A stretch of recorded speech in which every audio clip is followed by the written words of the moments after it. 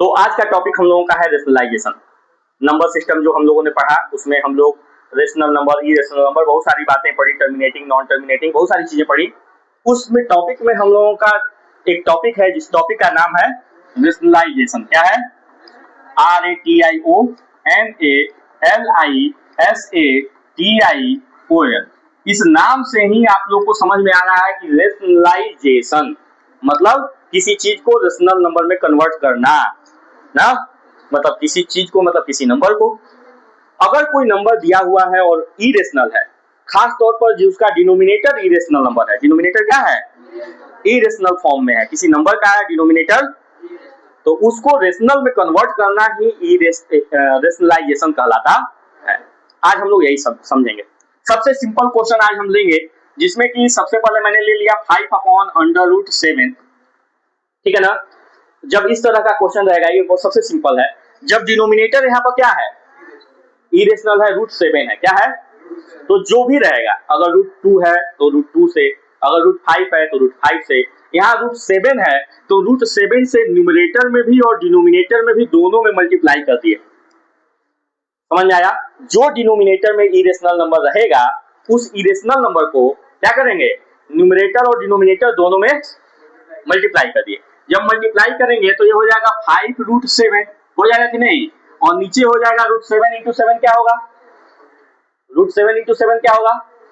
मानेंगे एक झापड़, इतना पढ़ाए शुरू में ही कि √2 × √2 बेटा 2 होगा, √3 × √3 3 होगा, नहीं पढ़ाए थे? तो करो कि 49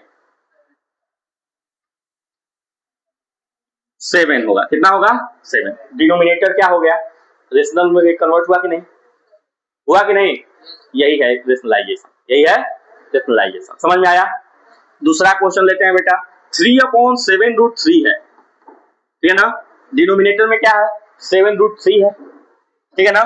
हम क्या करेंगे कि √3 गायब हो जाए, तो अगर हम √3 से ऊपर भी और √3 से मल्टीप्लाई कर दें तो ये हो जाएगा 3√3 और नीचे आ जाएगा बेटा 7 × √3 × √3 कितना हो जाएगा? 3 हो जाएगा ना? अब ये 3 से 3 क्या हो गया? क्या बचा? √3/7। डिनोमिनेटर इरेशनल नंबर था कि नहीं था? गायब हो गया कि नहीं हो गया? यही है रेशनलाइजेशन। अब थोड़ा सा और लेवल बढ़ाते हैं। अब हमारे पास एक नंबर है जो है √3 + 1। अब इसको इरेशनल नंबर में कन्वर्ट करना है, तो देखिए यहाँ पर थोड़ा सा दिमाग लगाना है। जो डिनोमिनेटर में इरेशनल नंबर है, जो डिनोमिनेटर में, उसका उन दोनों के बीच में जो साइन है, क्या साइन है? प्लस का, उसको माइनस में कर दे। अगर प्लस रहेगा मतलब चेंज कर देंगे, अगर प्लस है तो माइनस कर देंगे और अगर माइनस है तो प्लस कर देंगे। कर दिया? क्या कर दिया? √3 प्लस है तो क्या हो जाएगा? और चेंज करके न्यूमरेटर और डिनोमिनेटर दोनों में मल्टीप्लाई कर दिया। जो आएगा वही क्या हो जाएगा? आंसर। मल्टीप्लाई करेंगे हो जाएगा √3 - 1 और ये हो जाएगा √a + b, a - b, तो a² √3 का स्क्वायर -b का स्क्वायर 1 का स्क्वायर हो जाएगा कि नहीं हो जाएगा? ये हो जाएगा √3 - 1 और √3 का स्क्वायर 3 - 1, ये हो जाएगा √3 - 1 और 3 - 1 हो जाएगा 2। ये हो गया आपका आंसर। नहीं समझ में आया? अब देखिए एक और क्वेश्चन लेते हैं, थोड़ा सा और हार्ड। 4। अगर हम लेते हैं एक नंबर 2 + √3 और 2 - √3, अब इसको रेशनलाइज करना है तो हमें जो भी करना है वो डिनोमिनेटर को करना है। डिनोमिनेटर के बीच में क्या साइन है? माइनस का। क्या करेंगे? प्लस करेंगे और प्लस करके ऊपर भी और मतलब न्यूमरेटर में भी और डिनोमिनेटर में भी मल्टीप्लाई कर देंगे। कर दिया? कोई दिक्कत? ऊपर मल्टीप्लाई करेंगे 2 + √3 × 2 + √3 हो जाएगा कि नहीं हो जाएगा? हो जाएगा कि नहीं?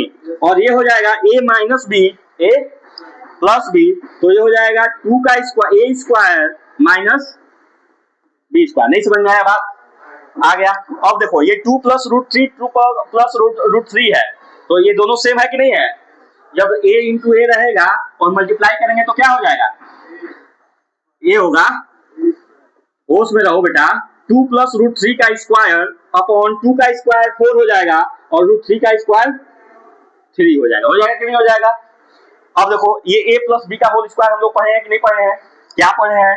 2 का स्क्वायर 4 √3 का स्क्वायर 3 प्लस 2 टू या 4 √3 upon 1। 4 plus 3 7 7 plus 4 √3 upon, this is your answer. Denominator गायब हो गया कि नहीं, इरेशनल में था, रेशनल हो गया कि नहीं हो गया। जरूरी नहीं है कि 1 होगा, कुछ और भी हो सकता है, लेकिन जो भी होगा वो इरेशनल ही। समझ में आया? और बताएं, समझ में आया रेशनलाइजेशन की नहीं? और एग्जांपल दें, बोलिए बोलिए, अगर कंफ्यूजन है तो बोलिए और एग्जांपल दें।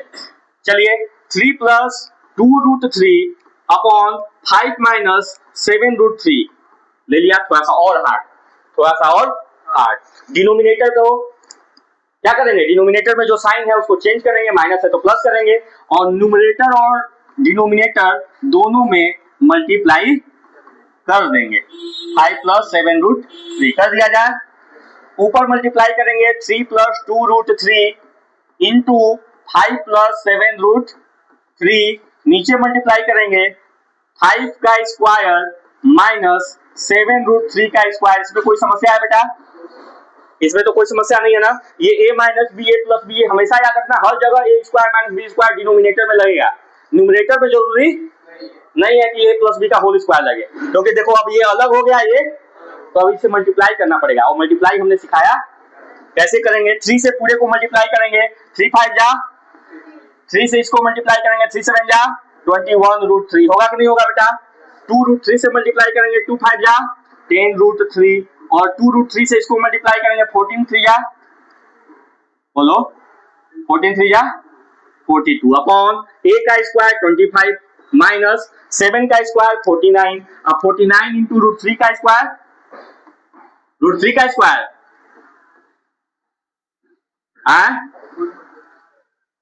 147, √3 का स्क्वायर 147 होगा।